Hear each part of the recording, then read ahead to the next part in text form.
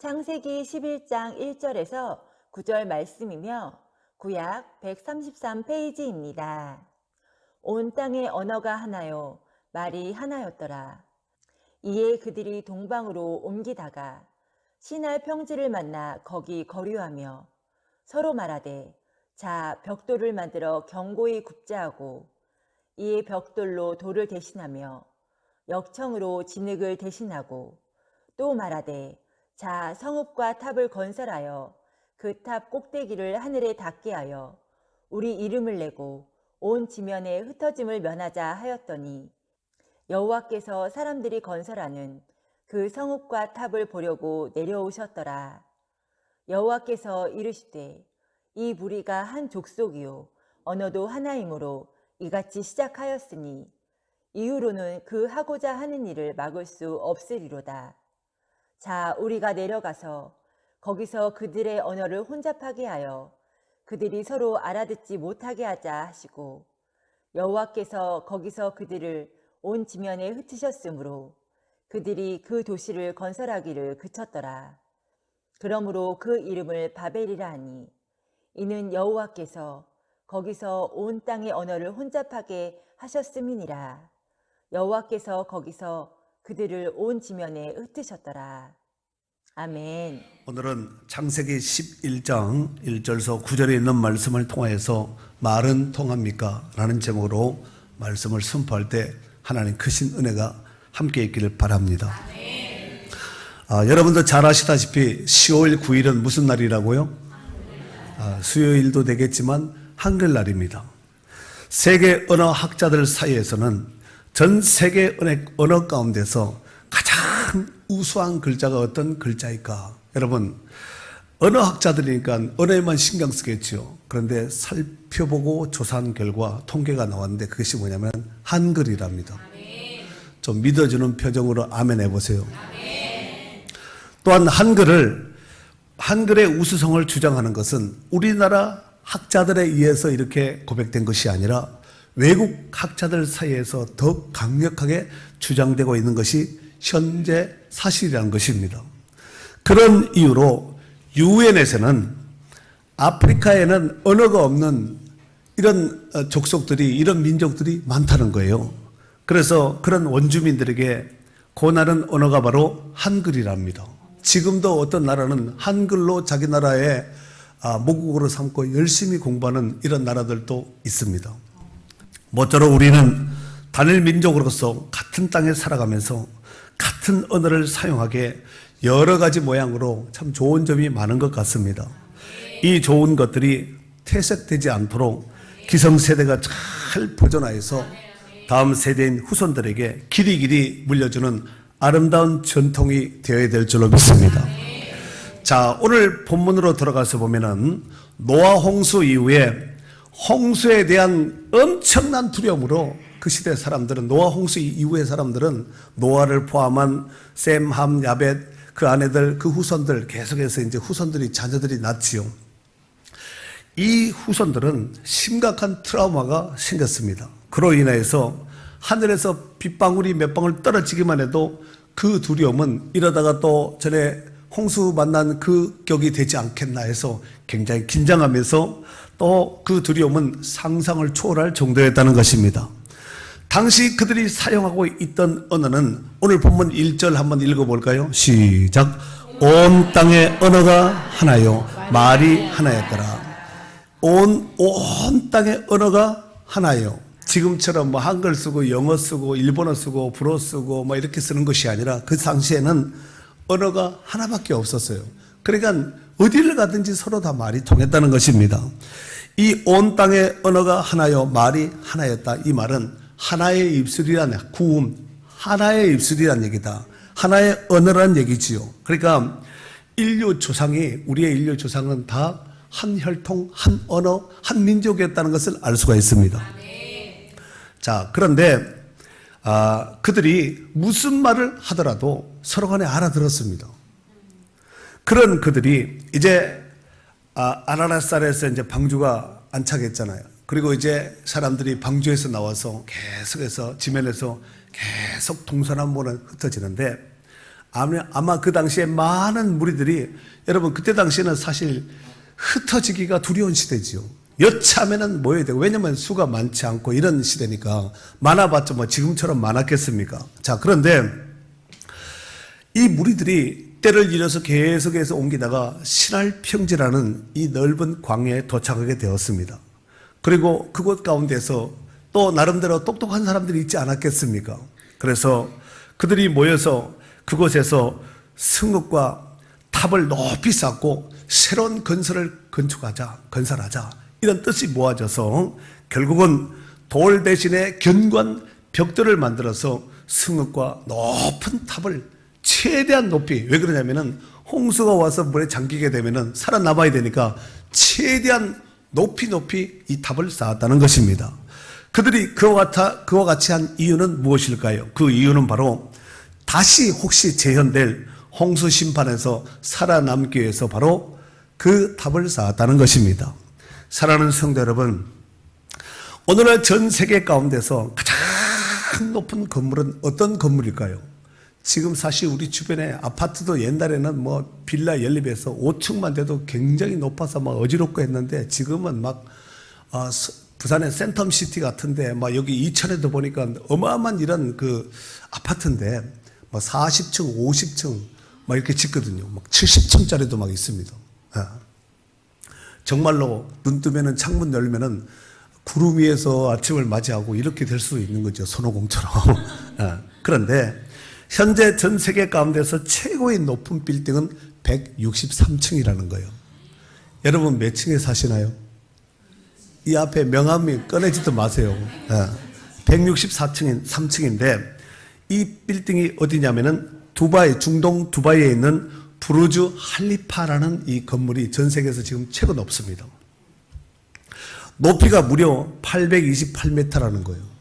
아니 이렇게 말고 이렇게. 2위가 상하이 타워인데 이 상하이 타워보다가 약 200m 정도 더 높다는 것입니다. 부르주라는 이 말은 아랍어로 탑이라는 뜻이지요. 그리고 할리파라는 뜻은 아랍에미레이트 대통령의 이름을 따서 부르주 할리파라는 이런 이제 건물을 짓게 되었다는 것입니다. 부르주 할리파는 지어진 이래로 세계 최고의 타이틀, 지금 전 세계 1위라니까 부르주 할리파. 그런데 이 부르주 할리파를 능가하기 위해서 현재 추적하는 선수가 하나 있습니다. 그 선수 이름이 누구냐면은 사우디아라비아에서 약 높이가 1km, 약 1000m 되는 이 높이를 지금 이제 설계해서 지금 현재 쌓고 있는데 그 이름이 제다 타워라는 이 이제 건물입니다. 이것이 완성되면은 부르주 할리파는 2등이 되겠죠. 지금은 1등이지만 제다 타워가 건설이 이제 완공이 되면은 2위가 되겠죠. 그리고 또 세월이 지나면은 제다 타워보다 더 높은 제호 타워가 생기겠죠. 뭐 그렇지 않겠습니까? 참고로 우리나라에서 최고 높은 빌딩은 롯데타워입니다. 아시죠? 저희 고등학교 다닐 때 노량진에 지금 세워져 있는 63빌딩 있죠.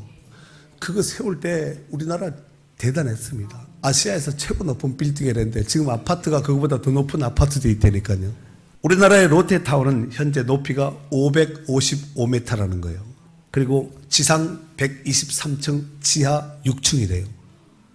그러니까 여러분 생각해 보세요. 지하 6층, 웬만한 빌딩 지하 6층 이상 7층, 8층 되는 이런 건물도 있거든요.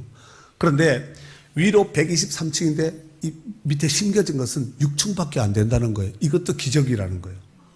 모래 위에 세웠을까요? 반석 위에 세웠을까요? 주일학교 애들한테 물어봐도 답을 쉽게 알 수가 있는데, 물론 집안을 견고하게 튼튼하게 했겠죠. 그러니까 그만큼 올라가지 않았겠습니까? 우리의 신앙도 우리의 믿음도 잘 쌓으면은 얼마든지 위로 훌륭하게 멋진 걸작을 만들 수도 있다는 것입니다. 고고학자들에 의하면은 지금부터 약 4,500년 전에 노아의 후손들은 대홍수 이후에 바벨탑을 쌓았답니다. 그 당시에 그들이 쌓았던 바벨탑은 지금이 아무것도 아니지만 그 당시에는 상상을 초월한 이런 시대였습니다. 그 탑의 높이가 330m. 지금 4,500년 전 얘기하고 있는 거예요.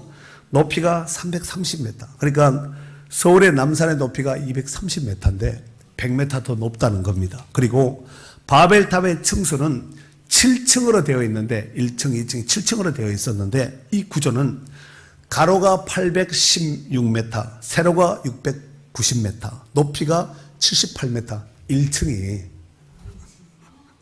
전체 높이가 아니라 1층이 78m였다는 것입니다. 그리고 7층 맨 꼭대기 제일 위에는 7층에는 자기네들의 신전을 씌워놓고 거기서 자기네들의 신을 이름을 부르면서 숭배했다는 것입니다. 당시 사람들은 이렇게 지으면 하늘까지 자기네들이 계속해서 쌓으려고 하면 하늘에 닿는 줄 알아. 그렇게 생각했습니다. 왜 옛날에는 지구가 둥글다 그러지 않고 지구는 네모다, 땅도 네모다. 그래서 배 타고 멀리 가면은 떨어져서 벼랑에 떨어질 수 있다. 이렇게 생각을 했잖아요. 그러지 않습니까? 그렇게 자기네들이 노력하고 수고하고 애쓰면은 다 되는 줄 알았습니다. 하지만 그들이 쌓았던 바벨탑은 하나님께서 언어를 혼잡게 하심으로써 한순간에 모든 계획들이 다 수포로 돌아가고 말았다는 것입니다. 왜 그렇다면은 수포로 돌아가게 하셨을까요? 물론 홍수 전에도 비슷하지만 이 바벨탑을 쌓은 이후에도 그들의 생각은 여전히 변함이 없었습니다. 여러분, 홍수 때 한번 시급했으면 정신 차리고 하나님을 경외해야 되잖아요. 그런데 바벨탑 쌓고 7층에 뭐가 있었다고요? 우상의 신전이 있었습니다. 그러니까 하나님이 계속 없는 거죠. 그들에게는. 타락한 인생들에게는, 하나님을 떠난 인생들에게는 하나님이 존재할 수가 없습니다. 그러면은 그들의 마음의 생각에 보고 듣고 이렇게 했으면 좋겠다, 저렇게 했으면 좋겠다 해서 신을 만드는 거예요. 그게 우상입니다. 창세기 6장 5절 말씀해 보면은 여호와께서 사람의 죄악이 세상에 가득함과 그의 마음으로 생각하는 모든 계획이 항상 악한 뿐임을 보셨다는 거예요. 생각이고 마음이고 계획이고 모든 것이 다 항상 악했다는 거예요. 그렇다면 그 악한 계획은 구체적으로 어떤 계획이 있을까요? 오늘 본문으로 돌아가서 한번 확인하도록 하겠습니다. 우리 3절에서 4절에 있는 말씀을 다 같이 읽도록 하겠습니다. 3절, 4절 크게 읽습니다. 시작. 서로 말하되 자 벽돌을 만들어 견고히 굽자하고 이에 벽돌로 돌을 대신하여 역청으로 진흙을 대신하고 또 말하되 자 성읍과 탑을 건설하여 그 탑 꼭대기를 하늘에 닿게 하여 우리 이름을 내고 온 지면에 흩어짐을 면하자 하였더니 아멘. 흩어짐을 면하자 하였더니 한 것을 보아서 이 사람들은 지금 흩어졌다는 얘기예요? 흩어지지 않았다는 얘기예요? 그러니까 때로 지금 몰려다니면서 지금 이렇게 같이 활동하고 있다는 것입니다. 그리고 이제 그들이 어디에 도착했냐면은 신할 평지, 신할 광야에 도착했습니다. 그리고 그들이 여기 보니까 벽돌을 만들어 견고히 굽자. 여러분, 벽돌의 역사는 4,000년이 넘습니다. 벽돌. 보통 일반 벽돌하면 그냥 진흙을 이겨서 햇빛에 말리겠지만 이 벽돌은 불에 구운 벽돌입니다. 얼마나 대단한 거예요. 사람의 머리가 나쁜 쪽으로 쓰려면 비상하게 돌아가거든요. 팽팽팽팽 돌아갑니다.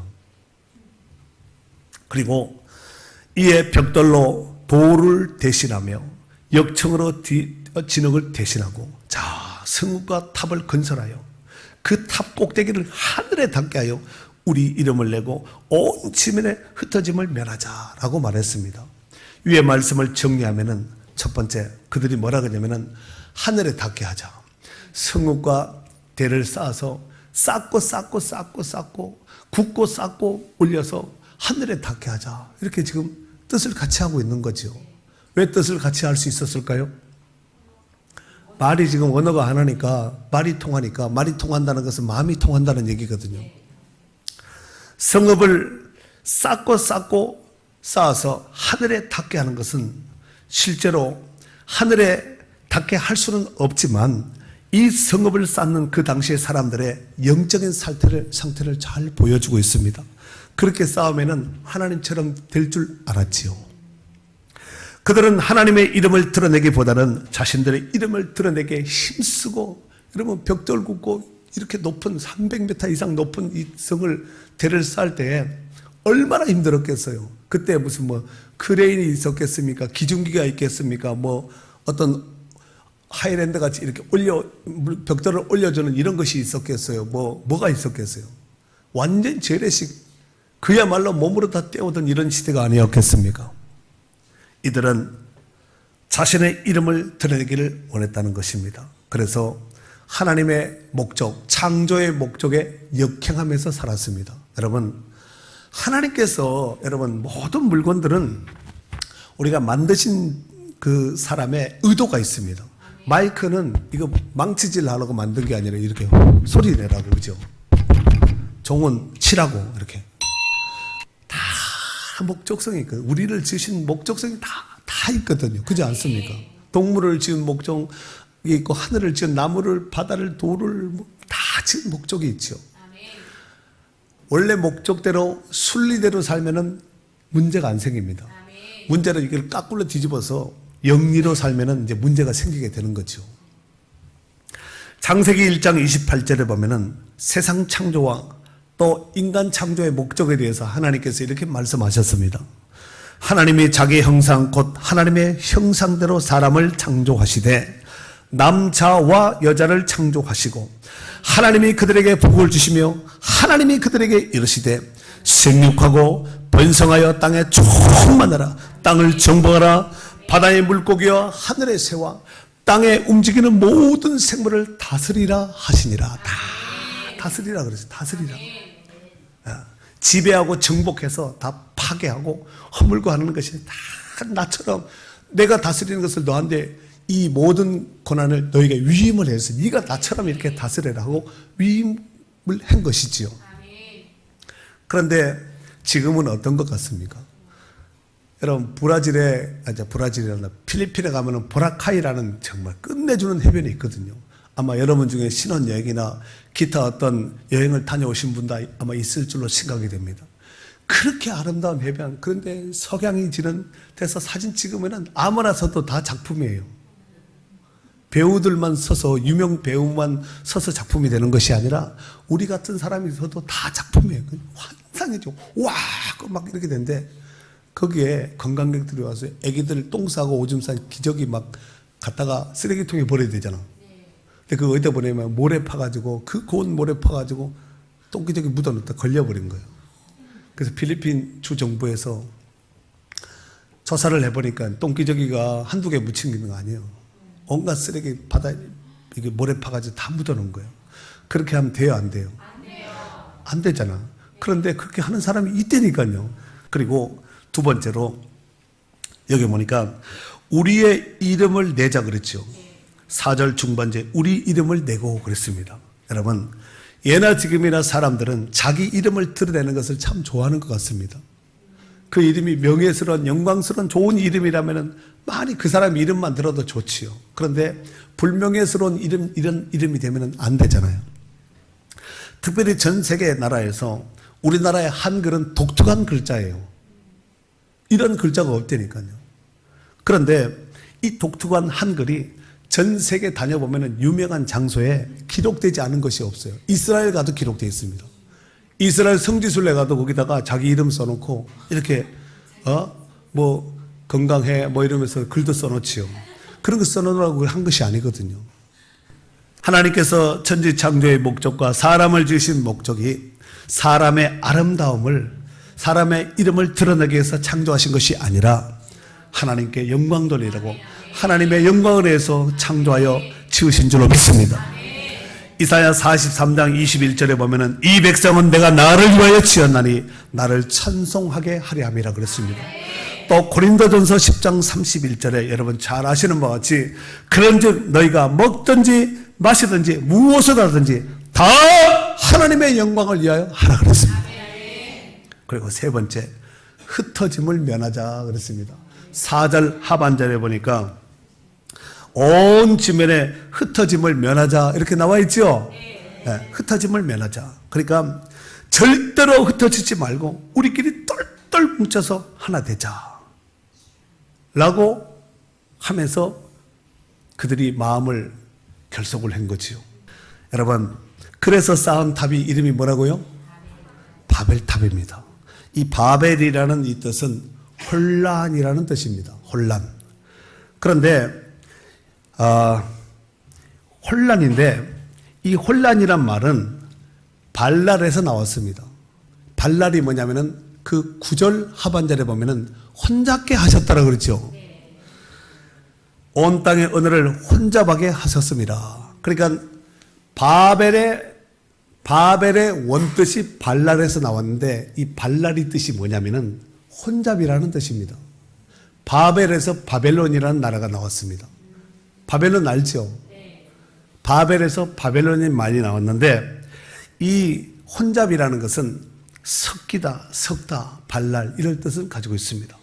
여러분, 오늘날 우리나라는 우리 민족은 지금 한국은 정말 바벨탑 아래 사는 사람과 같은 이런 느낌을 받고 있습니다. 정말 정치적으로, 경제적으로, 문화, 교육 전반을 보면은 혼잡하지 않는 곳이 하나도 없는 것 같습니다. 결국 바벨탑을 쌓았던 그들의 결과는 어떻게 되었을까요? 하나님께서 바벨탑을 짓는 그들을 심판하셨습니다. 오늘 본문 5절에서 9절까지 같이 읽도록 하겠습니다. 시작. 여호와께서 사람들이 건설하는 그 성읍과 탑을 보려고 내려오셨더라. 여호와께서 이르시되 이 무리가 한 족속이요 언어도 하나이므로 이같이 시작하였으니 이후로는 그 하고자 하는 일을 막을 수 없으리로다. 자, 우리가 내려가서 거기서 그들의 언어를 혼잡하게 하여 그들이 서로 알아듣지 못하게 하자 하시고, 여호와께서 거기서 그들을 온 지면에 흩으셨으므로 그들이 그 도시를 건설하기를 그쳐더라. 그러므로 그 이름을 바벨이라 하니 이는 여호와께서 거기서 온 땅의 언어를 혼잡하게 하셨음이니라. 여호와께서 거기서 그들을 온 지면에 흩으셨더라. 아멘. 오늘 읽은 말씀을 정리하면 하나님께서 그들의 언어를 혼잡하게 만들었다 그랬습니다.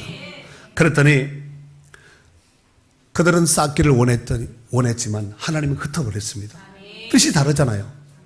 그들은 쌓기 좋은 정성을 다해서 벽돌을 굽고 성읍과 대를 쌓아서 올리고 크게 했지만 하나님은 그렇게 되지 않기를 바랬다는 것입니다.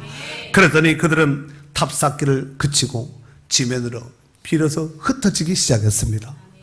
그런 와중에 또 서로 간에 뜻이 맞고 말이 통하는 사람들끼리 서로 뭉쳐 살다 보니 전 세계 다양한 언어와 문화가 생기게 된 것이 아니겠습니까? 그들은 똑같은 아담의 후손이요 노아의 후손임에도 불구하고 서로가 말을 알아듣지 못하는 이런 입장까지 되었다는 것입니다. 이도 보건대 언어의 혼잡은 바벨탑의 심판의 결과라고 볼 수 있습니다. 사랑하는 성도 여러분, 오늘날 문제 중에 문제는 오늘 같은 언어와 같은 땅에서 같은 지역에서 같은 말을 우리가 쓰고 있거든요. 이렇게 살아감에도 불구하고 같은 말을 씀에도 불구하고 서로 말이 통하지 않는 사람이 있습니다. 그런 사람들 가끔 만날 때가 있죠. 같은 말을 하는데 말이 통하지 않은 거예요. 그렇다면 그것이 과연 사실인지 확인해 보도록 하겠습니다. 여러분은 부부지간에 말이 잘 통합니까? 부부지간에 결혼하신 분들 말이 잘 통합니까? 어떤 집은 말이 통하지 않는다는 거예요. 그러면은 또 질문해 볼까요? 여러분은 부모와 자식 간에 서로 말이 통합니까? 부모 자식 간에 말이 통합니까? 뭐라고 아멘을 하든가 뭐 끄떡끄떡 하든가 뭐라고 해야 되지 않아요? 부모 자식 간에 말이 잘 통합니까? 다행입니다. 주님의 크신 은혜인지 아셔야 돼요. 여러분이 직장에 출근하면은 직장 동료들 또 상하의 어떤 그 계층 간에 서로 말이 잘 통합니까? 이런 회사는 돌아갑니다. 말이 소통이 불통되면은 결국은 바벨탑 같이 이렇게 언어가 혼잡되면 회사 망합니다. 그렇다면 마지막 하나 더 질문. 여러분은 교회 오면 성도들 간에 서로 말이 통합니까? 하나님과 서로 말이 통합니까? 소통이 잘 됩니까? 여러분, 핸드폰이 안 터져도 속 터지잖아요. 네? 핸드폰이 안 터지면 그 속이 터지는 게 핸드폰이 터지는 게 내 속이 터지거든요. 여러분, 하나님과 불통되면 어떻게 되겠어요? 서로 간에 말은 하고 있지만 통하지 않는 경우가 더 많다는 겁니다. 말이 통하지 않으면 얼마나 답답하겠습니까? 이러보건대 말이 통하지 않는다는 말은 서로 마음이 통하지 않는다는 얘기입니다. 마음이 통하지 아니하면은 서로 간에 소통이 될 수가 없습니다. 같은 곳에 있을 수가 없습니다. 결국 더 나아가서는 심각한 일도 발발될 수가 있다는 것입니다. 이를테면 가정법원에서, 여러분 가정법원이라고 들어보셨지요? 이런 얘기는, 이런 단어는 몰라도 괜찮습니다. 근데 가정법원에서 이혼 소송을 하는 사람들의 모습을 보면은 어느 날 아침 자고 일어나서 우리 이혼하러 가자 이렇게 하는 것이 아니라 서로 간에 말이 통하지 않고 불통이 되면은 마음이 불통이 되잖아요. 마음이 불통이 되면은 서로 간에 상처 속에, 갈등 속에 살다가 결국은 그날 아침 그곳에서 만나는 거예요. 사랑하는 성도 여러분, 오늘 본문에 그들이 바벨탑을 쌓았던 그 결정적인 이유는 무엇일까요? 혹시 있을 수도 있는 물심판의 재앙을 피하기 위해서 바벨탑을 쌓은 것입니다. 그만큼 두려웠다는 얘기가 아니겠습니까? 사실 물로 인한 재앙은 지금도 두렵고 무섭습니다. 최근에 태풍 18호 이 태풍으로 인해서 이 동해안 쪽 강릉, 동해, 삼척, 울진 이쪽에가 그냥 태풍으로 인해서 큰 피해를 입은 거 여러분 보셨죠? 그리고 황영조의 고향 알죠? 삼척. 거기도 마을에 홍수가 났는데 산에서 물과 함께 토사가 쏟아들었는데 지붕만 남기고 아래는 다 잠겨버린 거예요. 지붕만 남아, 이게 집터구나. 이런 일들이 일어날 때는 손 쓸 틈도 없이 순식간에 이런 일이 발생되는 겁니다. 말씀을 듣는 여러분 중에서는 긴장 좀 푸시고 얼굴 좀 피시고 일생 동안 이런 일을 겪지 않기를 바랍니다. 아멘 하는 자에게 이런 축복이 있을지어다. 사랑하는 성도 여러분, 노아의 후손들이 성읍과 바벨탑을 쌓으면서 그들이 몰랐던 그 결정적인 키가 있습니다. 왜 성읍과 대를 쌓았을까? 그것은 바로 무지개의 언약을 기억하지 못한 것입니다.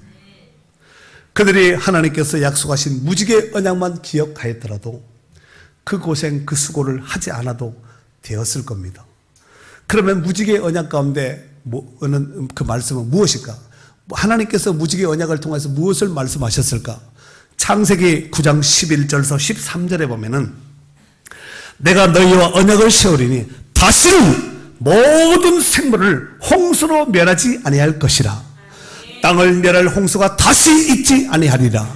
하나님이 이르시되 내가 나와 너희와 및 너희와 함께 있는 모든 생물 사이에 대대로 영원히 세우는 언약의 증거는 이것이니라.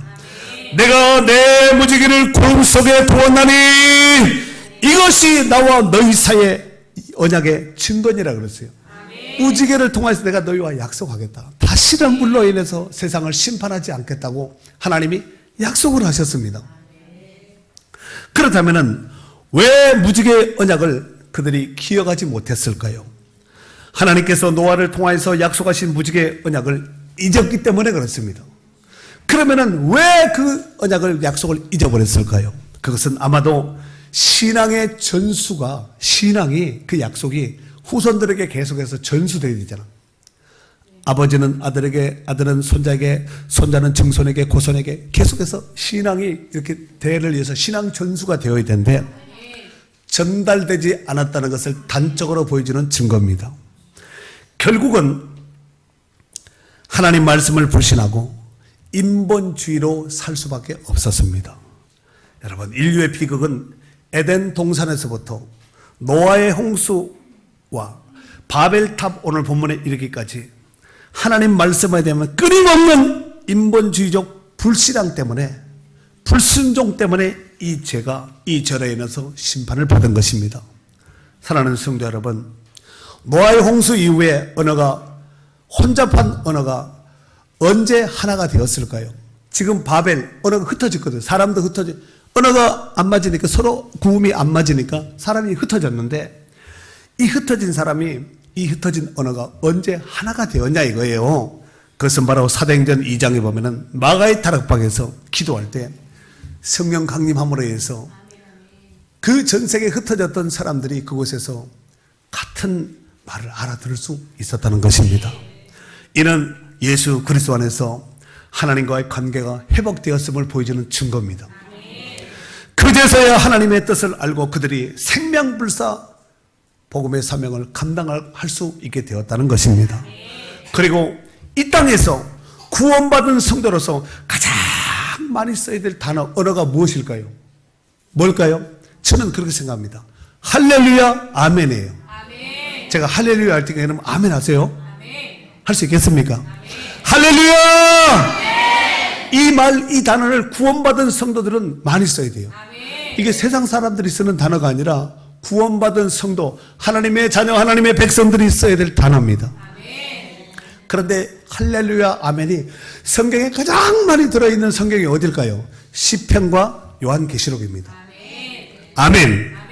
이 언어는 예수 그리스도 안에서 전 세계 만국 공통어가 할렐루야, 아멘이에요. 북한 가도 할렐루야, 아멘의 집이 이러죠.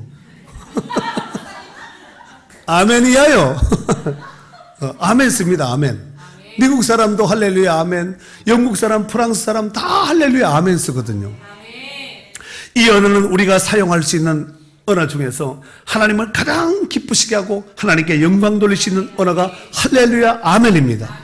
그리고 이 언어는 장차 천국 가서도 가장 많이 사용해야 될 단어와 말이 바로 할렐루야, 아멘입니다. 지금 할렐루야, 아멘을 많이 하시는 분들은 천국에서 누릴 그 할렐루야, 아멘을 지금 이 땅에서 누리면서 사는 천국의 삶을 누리고 있는 거예요. 미리 갑을 하고 땡겨서 지금 살고 있는 줄로 믿습니다. 이제 우리는 만나는 사람마다 영혼을 살리는 말을 해야 됩니다. 알아들을 수 있는 말을 해야 되거든요. 그래서 복음을 전하고 그들도 우리와 같이 하나가 되어서 구원받은 성도들만이 누릴 수 있는 최고의 언어인 할렐루야, 아멘을 부르면서 서로 간에 말이 통하고 소통이 되는 거룩한 역사를 이루는 축복된 성도들이 될 수 있기를 주의 이름으로 축원합니다.